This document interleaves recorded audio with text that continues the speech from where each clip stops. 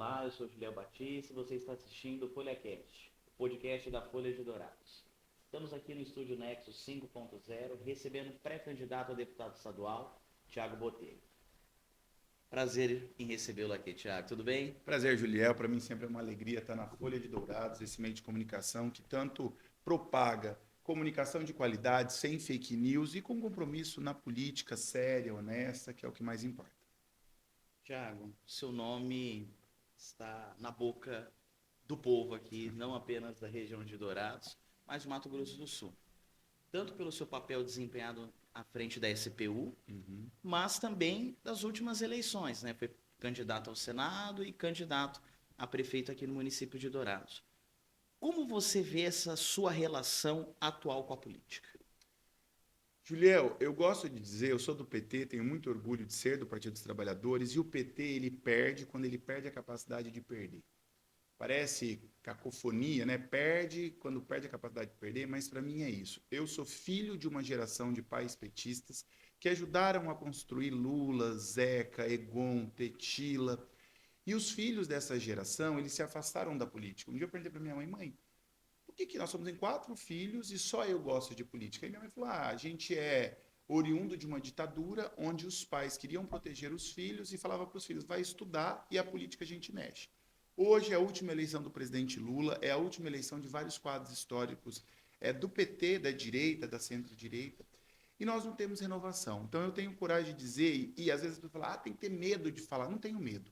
Tem que renovar o PT, tem que renovar o MDB, tem que renovar o PL, tem que renovar o PSDB, que está quase morrendo exatamente por causa disso também, porque nós não temos novas lideranças. Então, quando o professor Tiago Botelho, o menino que nasceu em Vinhema, cresceu em Naviraí, veio para Dourados estudar e se coloca à disposição de ser candidato a senador, óbvio que eu não ia ganhar da Tereza Cristina, Julião. Você sabia que eu não ia ganhar da Tereza Cristina e todo mundo sabia, eu só não contava para as pessoas. Mas o que eu queria fazer não era ganhar eleitoralmente, era ganhar politicamente. O Tiago de 2022 é um outro Tiago de 2024. Quando eu saio candidato a senador, as pessoas duvidavam que eu ia ser candidato. Quando a gente se coloca à disposição de ser candidato a prefeito de Dourados, ninguém duvidou. Não, o menino foi candidato a senador para ser candidato a prefeito. E a gente também não ganharia a candidatura de prefeito. O Alan era o prefeito, com uma máquina na mão. O Marçal Filho, eu era novo, o Marçal já era velho, eu estou ficando velho, o Marçal está na política há muito mais tempo que eu. Né? Mas o objetivo era defender um projeto, defender o presidente Lula, elegemos o vereador Franklin, aumentamos nossa bancada. Então, para mim, eu gosto de dizer que nós que somos da classe trabalhadora, perder é a regra. Só que no outro dia você acorda, toma um café amargo, toma sem açúcar, levanta e toca o baile. Então, assim, eu tenho muito orgulho das minhas derrotas. Até um amigo meu falou assim, Tiago, para de falar das suas derrotas, você adora, você é uma das poucas pessoas. Cara, você já imaginou, aos 43 anos, eu fui candidato a senador. Eu fui candidato a prefeito da maior cidade do interior do estado. Assim, eu não tenho um problema, por quê?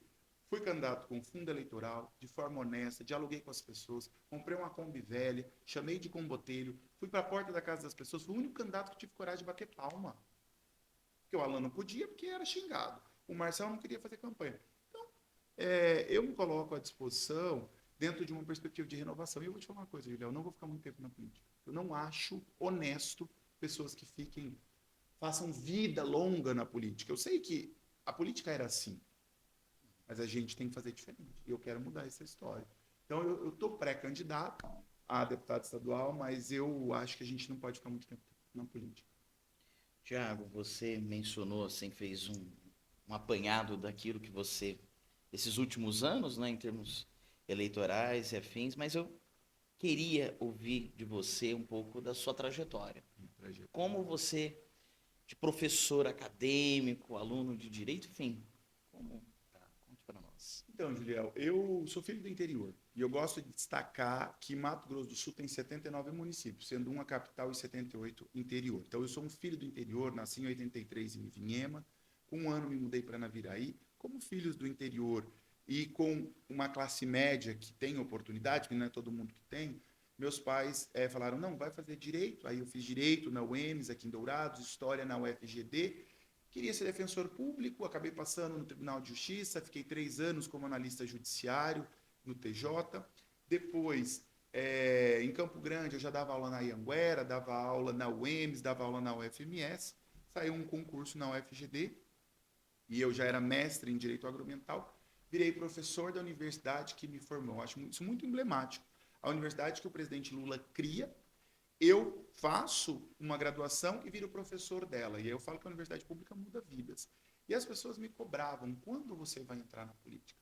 E por ser filho de uma classe média com oportunidade, eu falei, eu vou entrar na política depois que eu tiver formado com meu mestrado, meu doutorado, isso não me torna melhor nem pior do que ninguém, mais me capacita. Em 2020, eu viro doutor em Direito Socioambiental, coordeno o curso de Direito da UFGD, torno ele um dos melhores cursos em aprovação em Mato Grosso do Sul, segundo a Fundação Getúlio Vargas.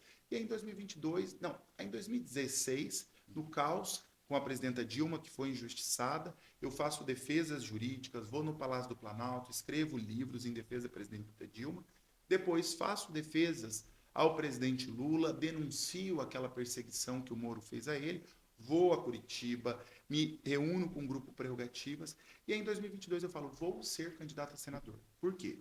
Para provar que não é só gente rica que tem fazenda que mora na capital, pode ser. Fomos candidato a senador, quase 200 mil votos. Disso fui convidado para ser superintendente do Patrimônio da União, ninguém nem sabia o que era isso. Então, a gente pega uma geladeira e transforma em ativo social. Foram quase 350 milhões de reais em imóveis. Todas as universidades receberam, 2.500 moradias, Casa da Mulher Brasileira, escola em tempo integral. Então, a gente dinamiza a SPU. Venho ser candidato em 2024 a prefeito de Dourados com muito orgulho. Tenho muito carinho pelo PT de me oportunizar, estar à frente de alguns projetos, e a candidatura de prefeito para mim foi dura, mas foi muito bonita. E aí agora nós estamos nesse novo desafio, né? Pré-candidato a deputado estadual, e as pessoas falam, Thiago, para quê? Por quê? Quem que vai estar com você? E eu gosto de dizer assim, quem que ganha quando você ganha, Juliano? Eu não estou nesse projeto pelo Thiago. Uhum. Se eu chegar a virar deputado estadual, quem vai ganhar é a educação, são os profissionais da educação, é o interior, é a comunidade LGBT, são os povos indígenas, são os negros e negras.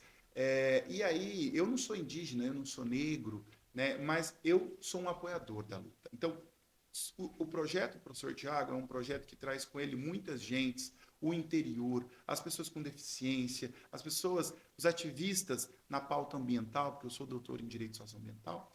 Então, para mim, quem ganha quando eu ganho são muitas pessoas. Por isso que eu acho que esse projeto não é do Tiago, é de um monte de gente, em especial da UFGD.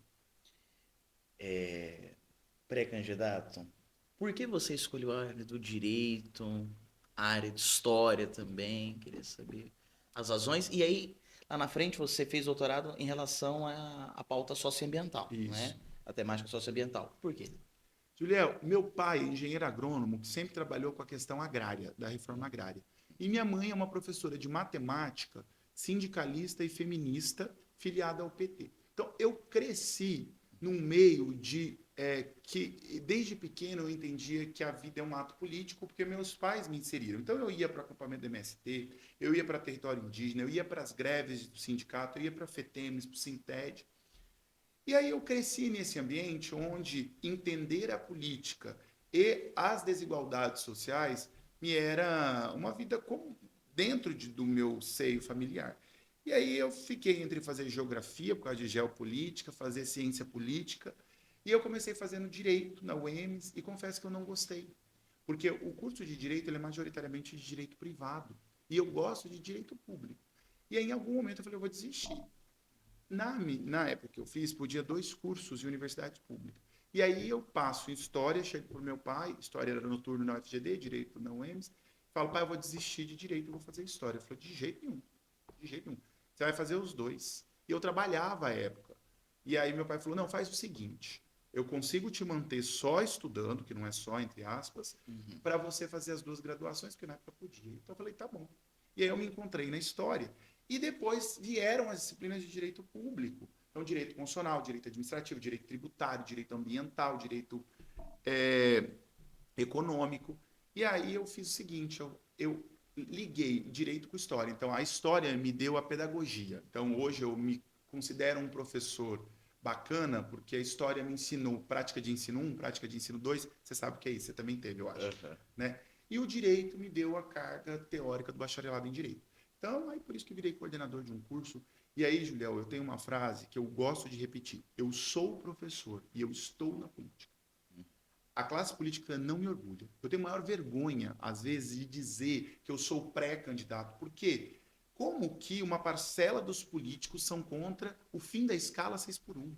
Como uma parcela de políticos coloca à venda a Amazônia, o aquífero Guarani, quer privatizar a saúde, quer privatizar a educação? Como que uma parcela de políticos tem coragem de defender que professor contratado tem que ganhar menos que professor concursado? Essa classe política me envergonha. Então, eu sou professor, eu estou na política. No dia que eu cansar de ser candidato, porque eu nunca vou cansar da política, mas no dia que eu me cansar de ser candidato, e eu gosto de destacar, não vai ser muito tempo, eu volto para dar minha aula de direito constitucional como se fosse a primeira vez e quero fazer o Juliel deputado estadual, porque eu acho que a política precisa de políticos que tenham grandeza. Não pode ser só o Tiago. O Tiago precisa estar na política para abrir espaço para que o Juliel, para que a Matilda, para que o Adrian, para que outras lideranças cresçam. Eu vejo que de direita à esquerda, os quadros políticos têm dificuldade de construir nova liderança. O holofote é um lugar muito gostoso. E às vezes ele não deixa, quando você olha para o holofote, ele não deixa você ver. Só que o que acontece? Eu vejo o Bolsonaro construindo mais liderança que os nossos quadros de esquerda.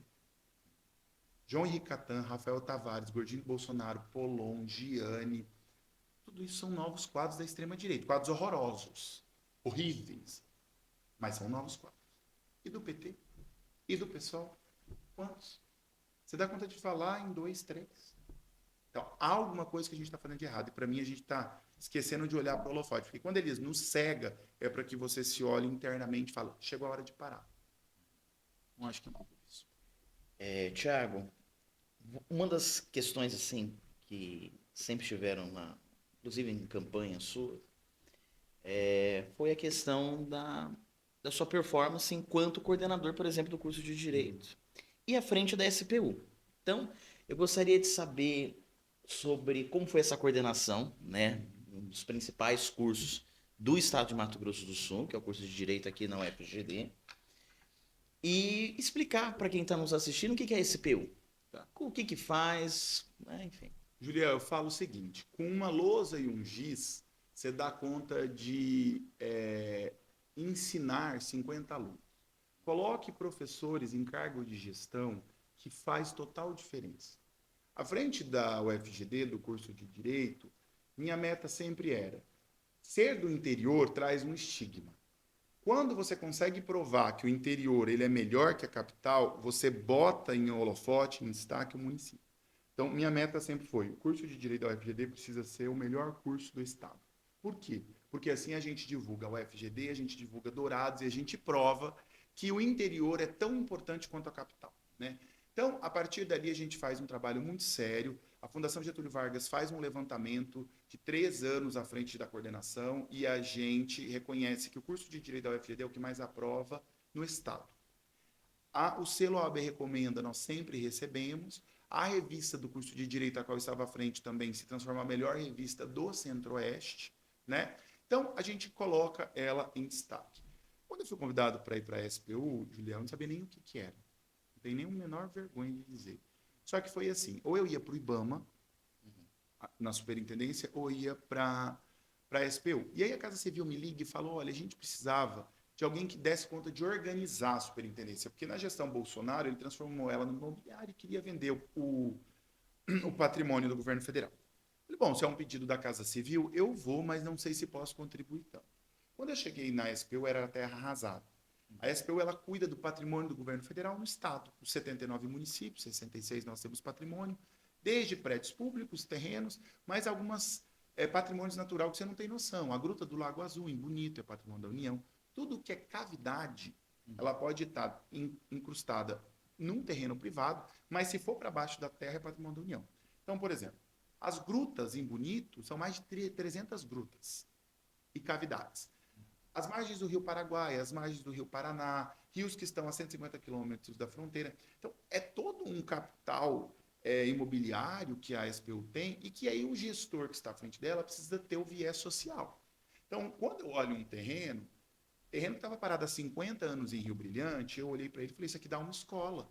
Eu vou lá no prefeito, e aí, Juliano, eu acho que o diferencial, e o presidente Lula nos ensina, quando chama o Alckmin para ser vice, quando pega o Riedel e entrega 1 bi para arrumar a estrada antes da eleição, é que quem está em cargos de gestão não pode olhar o partido político. E parece demagogo isso. Eu chego no prefeito de Rio Brilhante, bato palma e falo assim, prefeito, tem um quarteirão aqui. Eu visualizo uma escola, um hospital. Eu estou precisando de uma escola. Eu ganhei no PAC uma escola. Vamos construir? Vamos. Eu vou a Corumbá, o prefeito Gabriel, e falo, prefeito, tem um terreno aqui que dava uma delegacia. Ele, não, mas eu preciso da Casa da Mulher Brasileira. Bora fazer a Casa da Mulher Brasileira? Vou lá na GEAB, na Maria do Carmo, e falo, eu preciso construir moradia em área da União. Nunca tinha sido construído. Ah, não, tinha sido construído um bloco com 160 casas em Campo Grande, no Jardim Mato Grosso. Na Dilma, depois nunca mais. Ela falou, não, eu tenho um edital aqui que eu consigo construir 2.500 moradias em área da União. Então, para mim, estar em cargo de gestão é ter nobreza. Por exemplo, o que eu não vejo em boa parcela dos políticos. Quando você ganha uma eleição, estilo Marcelo Filho, ele ganhou uma eleição. Eu acho que ele tem que compor com todo mundo. Ele tem que compor com gente que eu não gosto, com o Gordinho do Bolsonaro, com o Polon, mas ele tem que compor com a Camila Jara, com o Vanderlei Loubet, porque política não é o jogo dos iguais. A disputa é o jogo dos iguais e um pouco diferente. Quando você vai para a urna, você tem que juntar o que você pensa de pragmaticamente igual, mas depois que você ganha uma eleição, você não vai administrar só com o PT, só com o PL ou MDB. Então, eu acho que o diferencial da SPU foi a capacidade, e muitas vezes criticado pela esquerda, muitas vezes criticado pela direita. Ah, você está construindo com o prefeito de Corumbá, com o prefeito de Porto Murtinho, você não pode construir. Eu falei, meu irmão, é o seguinte, quando eu entro numa sala de aula, eu não quero saber que partido é o aluno A ou o aluno B. Eu vou dar aula para quem é bolsonarista, para quem é lulista, para quem não acredita em nada, inclusive para quem não gosta do Thiago. Eu não sou unanimidade. Mas eu gosto que a Ana Paula Renault me ensinou muita coisa. Big Brother é pedagogia. A Ana Paula Renault me ensinou, tá tudo bem as pessoas não gostarem de você. Inclusive no nosso partido. Tem um bocado de gente que não gosta de mim. E tá tudo bem. Eu não vou agradar todo mundo. O que eu tento lutar sempre é para ter uma coerência. E muitas vezes a gente é incoerente. Não tem ninguém. Se você pegar o Alckmin e ser visto o Lula, há 20 anos, você acreditaria nisso? Não. Impossível na ocasião. Então, a política é também arte da incoerência. Uhum. Então, mas enfim, eu acho que é diferencial da SPU e é o carinho que eu tenho pelo projeto que eu represento. Eu tenho muito orgulho de representar o presidente Lula. Eu acredito no PT, eu acredito nas novas lideranças e eu tinha essa obrigação, Julião.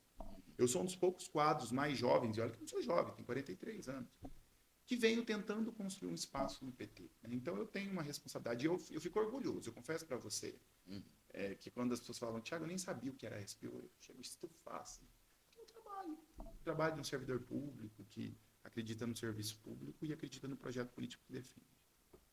Vamos falar um pouco sobre política institucional. Né? Você está na sua terceira eleição. O que você pode nos contar que foi de aprendizado nessas três, está sendo essa terceira, né? Enfim, mas nos 2 pleitos anteriores. Cite 3 aprendizados, assim, de forma positiva, e 3 que você acha que você falhou, que você errou ali em algum momento. Primeira coisa, você vai ter que... Se você quer estar na política e você não é filho de fazendeiro e gente rica, você tem que tampar seus ouvidos. Porque o início desse processo é assim, é muita gente te criticando. Então, o Thiago é muito vaidoso, o Thiago nunca foi candidato a vereador, vai ser candidato a senador, o Thiago não é do PT, o Thiago é de direita, o Thiago... E se segue, e você sabe qual que é o objetivo. Então, eu acho que a primeira coisa, quem quer entrar na política, os novos quadros, é tampa seu ouvido e vai. Né? E aí, às vezes, você não vai ser criticado nem é pelos seus inimigos, é pelos seus coleguinhas. Né? Então, tampa o ouvido e vai. Essa é a primeira aprendizagem. Segunda aprendizagem, tá tudo bem perder. Tá tudo bem perder. Na eleição do Senado, Mandetta, Tereza Cristina e Odilon tinha 3 milhões de fundo eleitoral declarado. A gente sabe que isso é o declarado. Eu tive 500 mil reais. Eu não tive cabo eleitoral, eu não tive grandes marketings, publicidade, eu não tive grande equipe. Mas perder faz parte do processo. Ainda mais quem for de esquerda. Nós viemos no mundo majoritariamente para perder, porque nós lutamos contra o sistema. E o sistema, ele é opressor, o sistema é LGBTQ-fóbico, o sistema é racista, ele é machista, ele é economicamente desigual para a gente. Então, a segunda coisa que eu diria, tá tudo bem perder. Você perde e tá tudo bem chorar. Todas as vezes que eu perdi, eu chorei. Eu fiquei triste. Eu sabia que eu não ia ganhar, mas eu desprendi tanta energia no projeto que eu me frustrei. Então, a primeira é tampa os ouvidos, a segunda é tá tudo bem perder, e a terceira, não desista dos seus sonhos. Não desista dos seus sonhos. Eu acho que o Lula, para mim, é o maior exemplo de uma pessoa que disputa 3 eleições, que vai para a cadeia, que não desiste, e eu acho que o que me move não é o poder, porque, como eu te disse, eu tenho orgulho de ser professor. Cara, meu maior sonho na vida era ser professor, doutor da Universidade Federal da Grande Dourados. E hoje eu sou. Isso não é vaidade, é conquista de vida. Eu volto para a UFGD, viro coordenador do curso se me quiserem de novo, me dedico o máximo naquela universidade e não tenho problema. Estou morrendo de saudade da aula. Então, acredite. Eu acredito muito. As pessoas falam, você vai desistir quanto? Eu não vou desistir.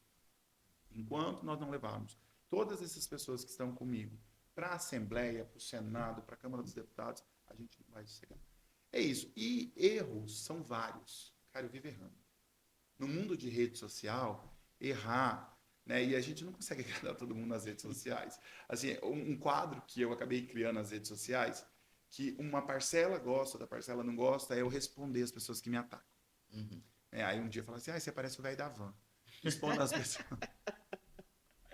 Expondo as pessoas que... E sabe como que foi isso? Eu já tentei conversar de forma séria com pessoas extremistas que me atacam. Eu já tentei processar as pessoas que me atacam.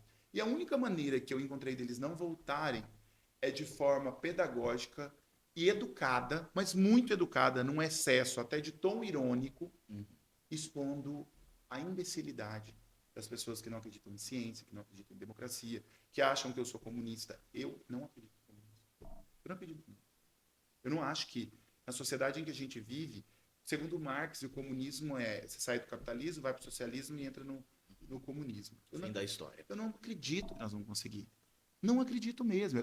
Eu defendo o socialismo, que é uma sociedade dentro do capitalismo, onde você consegue vencer a escala 6x1, onde você consegue vencer a violência doméstica, onde você consegue vencer o racismo. Ah, Thiago, é possível. Tem um autor que eu gosto muito, que é o Rubens Casara, que ele diz assim, o capitalismo não tem crise no capitalismo. O capitalismo é a crise. Então, não existe como você sair da crise dentro do capitalismo. Né? E aí eu acho o seguinte, a gente precisa, e agora acabou de sair uma pesquisa essa semana, em que o Brasil aumenta o número de desenvolvimento humano. E aí as pessoas, eu fico vendo o lado extremista, PL, falando assim, tem que aumentar a pena, tem que aumentar a cadeia, tem que ter pena de morte. Estado que gera violência, ele amplifica a violência. Nós estamos de escola, Juliel, em tempo integral. Nós estamos de Minha Casa Minha Vida. Nós estamos de Bolsa Família. Nós estamos vencer a violência doméstica, a LGBTfobia, o racismo. Então, não se vence isso com arma. A arma é para matar, gente. Por que serve uma arma? Né? Então, eu fico muito orgulhoso e eu quero te dizer, por exemplo, o número de casas que o governo Lula construiu em Mato Grosso do Sul de 2023 a 2026. São 30 mil moradias. Você sabe que são 30 mil moradias? Nós tiramos o Brasil do mapa da fome pela segunda vez. Então, eu sou uma pessoa cristã, eu me declaro cristão, e eu acho que quando na Bíblia fala em dividir o pão, não é o pão que a gente come, é a casa, são as políticas públicas, é a universidade. Então, para mim, é um pouco disso, né? Eu acho que, eu nem sei de onde a gente partiu, mas o que eu estava falando, mas eu acho que é um pouco disso. Agora vamos comentar sobre a questão caso ganhe a eleição para deputado estadual. Você vai ter uma tarefa difícil, né? Que é legislar e fiscalizar lá em Campo Grande, né? O próximo governador. Pode ser o atual governador Eduardo Riedel, pode ser o pré-candidato Fábio Tradi, enfim, João Henrique Catan, enfim. Nesse sentido, Thiago, gostaria que você comentasse qual é a sua análise sobre essa atual gestão do governador Eduardo Hidel. Juliel, depois do Bolsonaro, eu aprendi que a gente precisa tomar muito cuidado sobre quem são os nossos inimigos. O Eduardo Hidel não é meu inimigo. Eu acho, e falei para ele, que acho a gestão dele sem marca. Se eu te perguntar qual é a grande marca da gestão Hidel, a gente não sabe. Foi para o microempresário, foi para a educação, foi vencendo a violência doméstica, vencendo a questão habitacional, foi para o agronegócio, que é a área dele. Eu não consigo ver. Eu vejo no Mato Grosso do Sul mais investimentos do governo federal via PAC do que investimentos do governo Hidel. Mas uma coisa eu aprendi, o Hidel não é meu inimigo, eu acho ele um democrata, acho que ele flerta com coisas que nem ele acredita. Eu não acho que o Hidel seja bolsonarista, ainda que ele use a estratégia. O João Henrique Catan é bolsonarista. O Polon é bolsonarista. O Boca de Sacola é bolsonarista. O Hidel e o Azambuja não são bolsonaristas. São homens de direita do agronegócio, latifundiários ricos. Essa é a leitura que eu faço. E aí, eles tentam usar uma estratégia muito cartesiana, muito pragmática, que é, se a gente for para o PL, a gente segura os malucos. Né? E os malucos, primeiro, claro, João Henrique Catan é candidato. Tal, não sei o quê. Eu acho uma gestão sem marca.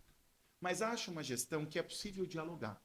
E acho uma gestão, e falei para o governador Eduardo Hidel, que peca no seguinte quesito. Você não pode construir um hospital regional e terceirizar por OS 100% do hospital regional de Dourados. Eu, se sou governador e a conta não fecha, eu diria, é o seguinte, nós vamos começar de forma programática. Eu vou fazer um concurso para 50% de profissionais da saúde para o regional e 50% eu vou contratar por OS, mas num prazo de 15 anos eu vou substituindo OS, terceirização, por concurso público. Juliel, o que privatizado é tão bom que não se compare com o serviço público? As universidades públicas são melhores. A CCR Via, que agora é Movida, uma porcaria. Vivo, uma porcaria. Claro, uma porcaria. Unimed, uma porcaria. Então, eu não defendo a privatização. E o Hidel tem essa perspectiva privatista que você bota um professor, meu irmão, para ganhar 50% a menos, exercendo as mesmas atribuições. Então, para mim, o governo Hidel não tem marca e peca quando tem uma leitura de Estado mínimo. Um dia um aluno me perguntou qual é o tamanho do Estado. Eu falei, o tamanho da história do seu povo. Juliel, a Constituição Cidadã é de 1988. Se você subtrair 100 anos de 1988, você chega em 1888. Tinha escravidão nesse país. É que a memória das pessoas é seletiva, ainda mais quando elas não sofrerem e são brancas. Mas esse país precisa de um Estado do tamanho da sua história. Tira o SUS do povo brasileiro. Tira a universidade pública. Quem vai estudar? Tira a escola pública. Né? Então, para mim, o governo Hidel é um governo sem marca e peca quando não consegue entender o tamanho do estado de Mato Grosso do Sul. Né? Viramos deputado. A primeira coisa que a gente vai fazer é um pagode. Segundo o Emicida, a gente tem as pequenas alegrias da vida adulta. Sim. E eu acho que para mim essa nem é pequena. Um professor vindo do interior virar deputado, meu irmão do céu. É muita gente que vira deputado. Né? Então, primeiro, fazer um pagode. Segundo, aquilo que for bom para o Mato Grosso do Sul, e o Hidel já teve essa experiência. A Casa da Mulher Brasileira era bom para o Mato Grosso do Sul, eu construí junto com o Hidel. A escola em tempo integral em Rio Brilhante era bom para Rio Brilhante, eu construí junto com o Hidel. 2.500 moradias era bom para o Mato Grosso do Sul, construí junto com a GIAB, que é do Hidel.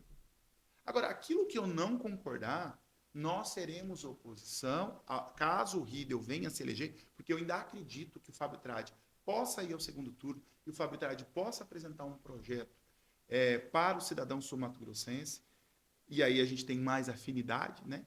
Mas é isso, e eu já falei para ele. Ele me perguntou se, em caso a gente virasse deputado, se eu seria oposição à situação. Eu falei, a gente vai continuar com a mesma relação que a gente tem. Primeiro, de respeito. Porque se a gente quer romper a polarização, Julião, a gente tem que dar exemplo.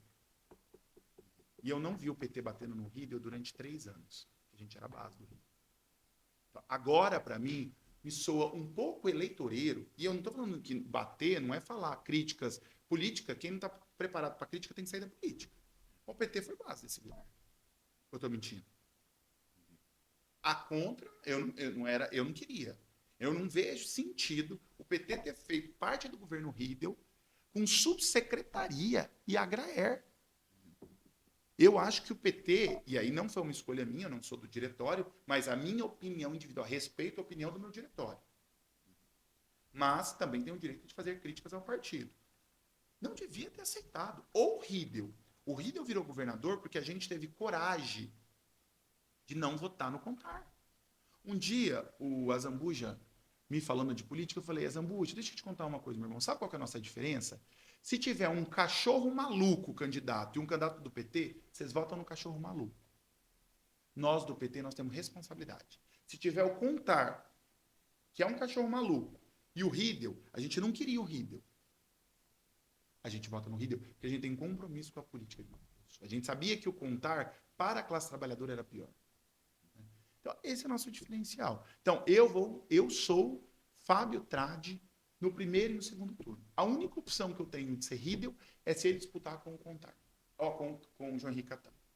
Aí, eu não tenho condição de ser João Henrique Catão, porque defende escola cívico-militar, porque defende coisas muito mirabolantes, fica falando de comunismo, mamadeira sei lá do quê, kit gay, coisas que não existem, né? Então, pelo menos, eu não vi o Riedel fazendo isso, você viu? Não. Então, eu acho que eu tenho me tornado uma pessoa, depois do Bolsonaro, muito pragmática no quesito que eu não quero. Eu não quero falar Bolsonaro, eu não quero... E o Lula me ensina isso. Aí, às vezes, eu levo o pau do PT e eu falo assim, quem que é o vice do Lula mesmo? Ah, tá, é o Alckmin. Tá bom, você votou no Alckmin. Então, o Thiago tá tudo bem. Quais serão suas bandeiras? Tanto na campanha, enfim, quando, se porventura, você vence. Primeiro, meu país Dourados. Eu acho que Dourados precisa de uma nova geração da política. A política douradense está envelhecida, ranzinza, de picuinha. Eu, deputado, eu não quero saber. Eu vou lá, o Marcelo não quer me atender, eu vou lá na porta dele e falar, meu irmão, você é o prefeito, eu sou o deputado. Nós temos que conversar. Saúde de Dourados está o caos, Juliel.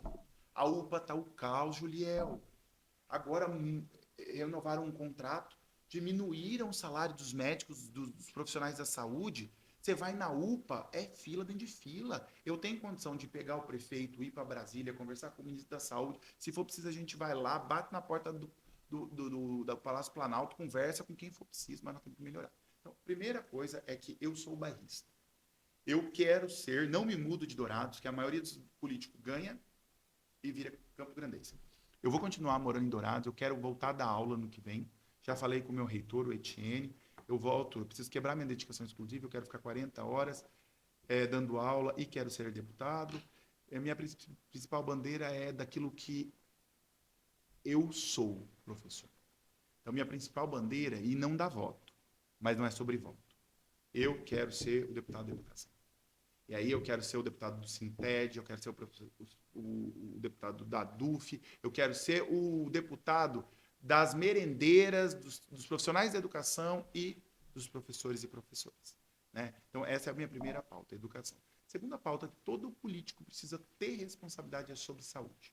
Ah, mas você não atua na saúde. Portanto, fui buscar uma equipe técnica que está me subsidiando, a galera do HU, está todo mundo, boa parte do HU está comigo, construindo esse projeto, porque eu quero me empoderar do orçamento, quero estar na comissão, porque não é aceitável que os filhos do interior, no momento mais deplorável da vida, que é quando você está doente, você tem que pegar uma ambulância aqui ou ir parar em Campo Grande. Tem gente de Dourados indo para Três Lagoas, indo para Nova Andradina. Agora vai ter o Hospital do Amor aqui.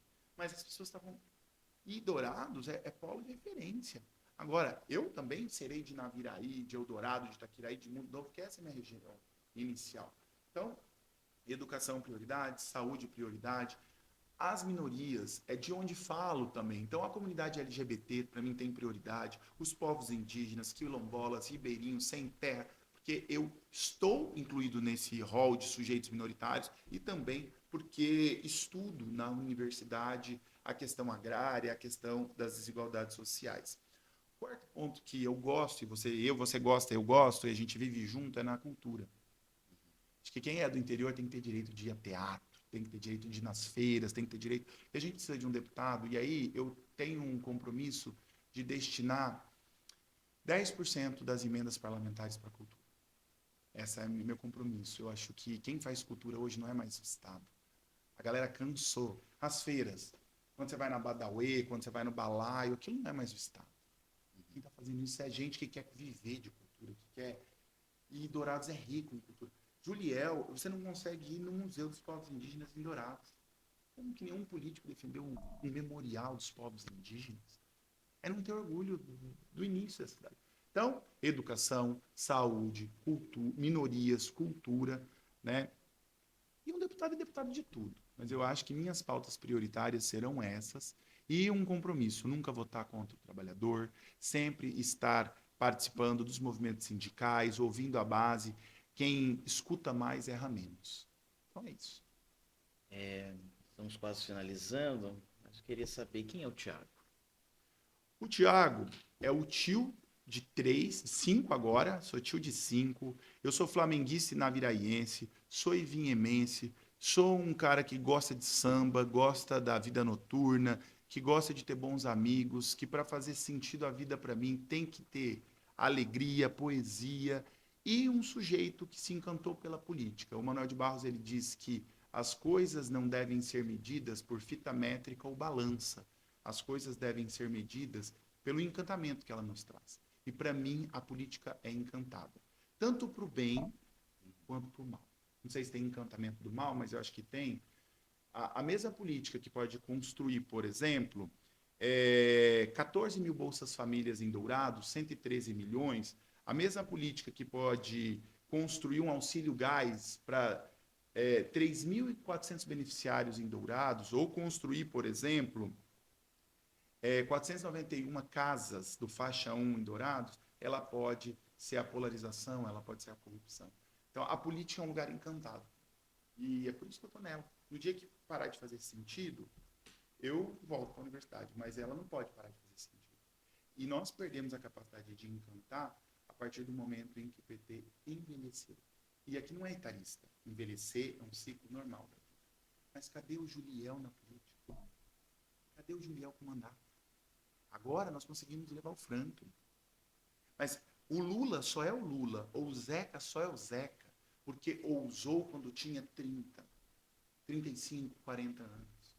Então, o encantamento da política está em pessoas acreditarem que o Juliel pode mudar a Câmara de Vereadores de Dourados. A partir do momento em que esse encantamento ele se desgasta com o tempo e é natural, a gente não encanta mais ninguém. Por isso que a Câmara só tem 2 vereadores do PT. Já teve 5.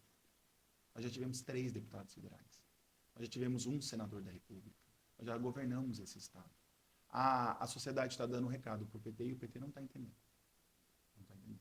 Então, o Thiago é isso. O Thiago é essa soma de muitas coisas e um sujeito que tem fé na vida. Eu tenho muita fé, eu acredito que a gente está melhorando, a gente está caminhando e não dá para desistir. E aí, Juliel, antes de terminar, eu acho que eu tenho um compromisso, porque eu representei o governo do presidente Lula. E eu gostaria só de deixar uma prestação de contas aqui. Olha só, Dourados, em 2022, o governo federal, que era do Bolsonaro, mandava 299 milhões de reais para Dourados. Em 2025, o governo do presidente Lula mandou 438 milhões de reais. Nós quase dobramos o envio de repasse federal. Só em Dourados são 14 mil Bolsa Família. Isso representa 113 milhões em 2025.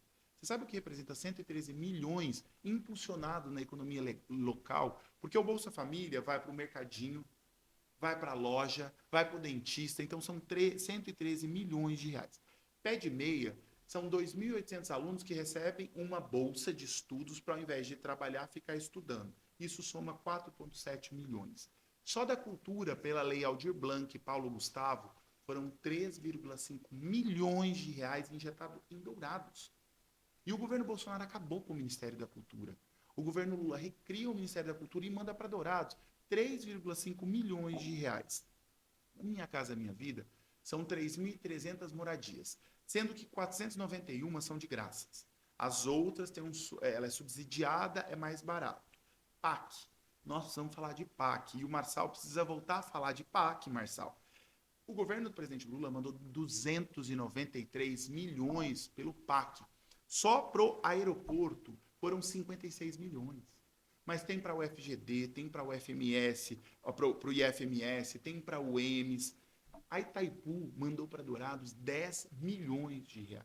Ah, mas por que você está falando tanto número? Eu estou falando porque às vezes as pessoas são injustas com o governo do presidente Lula. Eu desafio qualquer pré-candidato do PL vir aqui falar o que o Bolsonaro fez para o Dourados. Eu desafio o prefeito e os vereadores de extrema-direita de Dourados vir aqui falar o que de concreto tem do Bolsonaro em Dourados. Não tem nada. Então, eu consigo te falar que o governo do presidente Lula Dourados está um canteiro de obras. Para as pessoas falarem, mas o Lula não faz nada. Tá tudo bem não gostar do Lula, Juliel, e tá tudo bem não gostar do PT. Eu acho que ninguém é obrigado, inclusive acho que tem que ter direita e esquerda. Agora, uma coisa eu te falo. Não falem mentira do governo do presidente Lula. É o governo que mais investe em Dourados. E não tenho dúvida de dizer, é o presidente que mais obras fez. Esses dias eu fui numa rádio e o jornalista ficava gritando comigo. Você deve saber quem é. Falei, vamos fazer o seguinte, eu vou tirar o que o PT fez em Dourados e depois você tira o que o Bolsonaro fez. O FGD, IFMS, aeroporto, HU, recapeamento, mais de 15 mil moradias, e fui falando. Agora fala isso. E aí ele falava, não, mas o Lula é corrupto. Não, mas o comunismo. Eu falei, meu irmão, para, isso aí é bobeira. Vamos falar de coisa concreta. Então, esse é o governo que eu represento. Um governo que está mudando a realidade de Dourados. O que o povo pode esperar do Thiago Botelho, caso ganhe? O povo pode esperar um dos seus na Assembleia Legislativa, pode esperar que eu votar nos bairros, votar na UPA, votar na feira, votar na periferia, dialogando com a comunidade, porque eu acho que hoje os políticos se afastaram do povo e eu vou estar construindo com a sociedade um mandato oxigenado, um mandato diferente, um mandato que tem compromisso com o acerto e não com o erro, e um mandato que acredita que a política é para melhorar a vida da classe trabalhadora. Não faz sentido políticos que votam contra. Nós temos que discutir na Assembleia os descontos dos aposentados. Nós temos que discutir na Assembleia o problema da CACEMES. Nós temos que discutir na Assembleia o porquê da CCR-Via, da 163, não ser duplicada aqui e ser duplicada no Mato Grosso. Nós temos que discutir a questão da saúde, do microempresário. É possível o Estado fazer reforma agrária. Não é só o governo federal que pode fazer reforma agrária. Então, o que a gente quer é ter um mandato que bote o dedo na ferida naquela Assembleia. E agora vai, Julião. Agora vai. Agora um espaço que você comente. Um espaço seu agora. Julião, primeiro te parabenizar. Eu tenho maior admiração por jovens. Você é um homem negro, né, que está à frente da comunicação, que acredita. Então, te parabenizar. Dizer que eu tenho o maior orgulho de caminhar ao seu lado e considerar um amigo meu. Segundo, parabenizar o Zé, um cara que acredita na comunicação, empreende, vai, luta, e eu estou vendo o sucesso desse espaço, então parabenizar. E dizer para você de Dourados, se você quer alternativa nova para problema velho, você precisa de novas propostas. E a cara do novo é o professor Thiago Botelho. E olha que eu não sou novo, mas sou novo de proposta, sou novo de caminhada, sou novo na política, e acredito que o PT precisa abrir espaço para o novo. Como diz Elis Regina, o novo sempre vem. Ou pelo amor ou pela dor. Às vezes pela dor com a galera do Bolsonaro. Então, se a gente quer oxigenar a política, o novo sempre vem, e o novo é o professor Thiago Botelho. Não do Partido Novo, do Partido dos Trabalhadores. Bom, esse foi mais um episódio do FolhaCast. Quero agradecer você que está nos assistindo. Obrigado pela companhia e até a próxima.